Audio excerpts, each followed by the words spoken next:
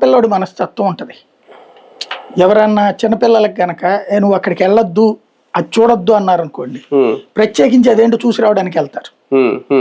వాళ్ళ ఇంటికి వెళ్ళబాకంటే ప్రత్యేకించి వెళ్తారు. ఈయన మనస్తత్వం అంతే. అక్కడ అది స్వచ్ఛమైన మనస్తత్వం అందామా, లేకపోతే కనుక టెంపర్ అందామా ఉంటది. ఇప్పుడు వాస్తవంగా చెప్పాలంటే అక్కడ మాటల్ని వక్రీకరించాను తప్పించి, మనం నిన్న కూడా వాళ్ళతో మాట 13 సంవత్సరాల నుంచి ఎన్నో అవమానాలు ఎదుర్కొన్నాను. ఎవడు అవమానించాడు? నిన్నే అవమానించడం కాదు అక్కడ, వాళ్ళ పోరాటం వాళ్ళది.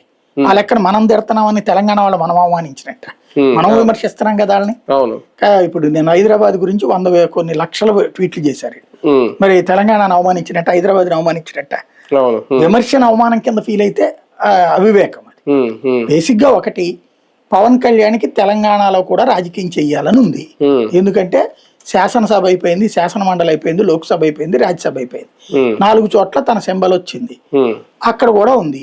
దాంతో పాటు ఆ వచ్చే క్యాడర్ కూడా ఎట్టుంటారంటే ఇక్కడ 2 కోణాలు ఉంటుంది. అంటే నా అంచనా అయితే కనుక నెంబర్ 1 ఏంటంటే, ఒకటి మనల్ని నమ్మేవాళ్ళు ఉన్న చోట ప్రతి చోట కూడా మనం సపోర్ట్ చేద్దాం. ఆయన చెప్పాడు తమిళనాడు, కేరళ ఇవి కూడా అన్నాడు. కేరళలో కూడా ఇప్పుడు కమిటీ వేశారు కదా, అట్లా కూడా అన్నాడు.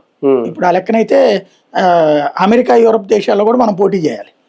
ఎందుకంటే అన్ని దేశాల్లో ఉంటారు కదా జనసేన వాళ్ళు, తెలుగుదేశం వాళ్ళు లేరా? అని తెలుగుదేశం అన్ని చోట్ల చేయదు. అండమాన్